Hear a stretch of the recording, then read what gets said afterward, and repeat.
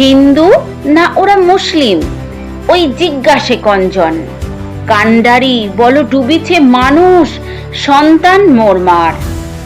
বন্ধুরা, অসাধারণ শানিত খড়গের ন্যায় লেখনী, যার প্রতিটা লেখায় যেন ধারালো তরবারির ন্যায় ক্ষুরোধার, সেই কবি, বিদ্রোহী কবি কাজী নজরুল ইসলামের আজ 123তম জন্মবার্ষিকী উপলক্ষে তাকে আমার অন্তরের অন্তঃস্থল থেকে জানাই বিনম্র শ্রদ্ধা, গভীর ভালোবাসা ও শতকোটি প্রণাম।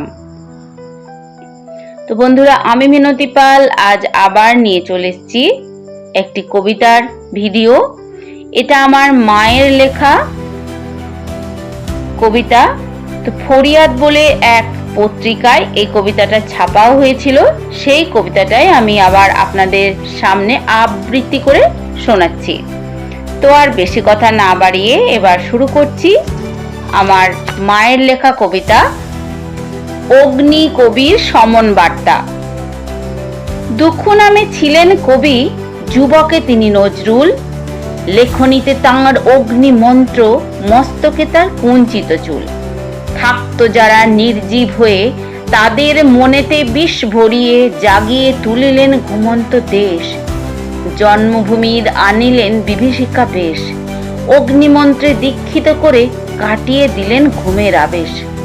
বিনা তুফানে তুলিলেন বন্যা, মানব হৃদয় কুলে বহুদিনের সঞ্চিত বিষ উদ্গার করিল সেজে।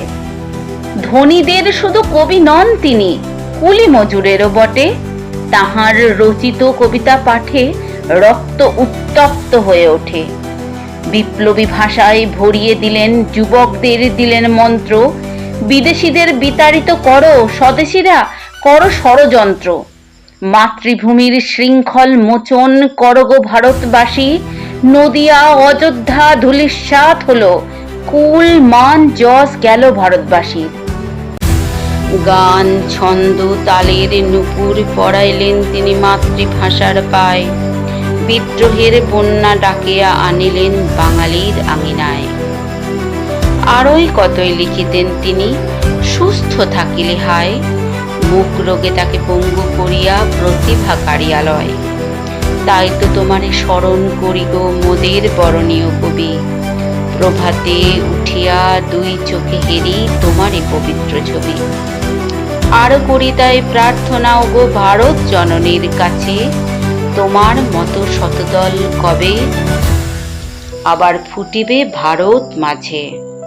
নমস্কার বন্ধুরা, কলমে নবকুমারী পাল ও কণ্ঠে আমি মিনতি পাল। তো কেমন লাগলো আমার মায়ের কবিতা লেখা ও আমার কবিতা আবৃত্তি অবশ্যই কমেন্ট করে জানাবেন। পাশে থাকার অনুরোধ রইল। তবে আজ এই পর্যন্ত। সবাই খুব ভালো থাকবেন, সুস্থ থাকবেন। আবারও মনে করিয়ে দিই, এটা আমার ক্রিয়েশনের চ্যানেল, তাই আমার সমস্ত রকম ক্রিয়েটিভিটি এই চ্যানেলেই আমি আপলোড দিয়ে থাকি। সব ভিডিওই আপনারা দেখবেন, আমার বিনীত অনুরোধ রইল। এতক্ষণ সাথে থাকার জন্য অসংখ্য ধন্যবাদ।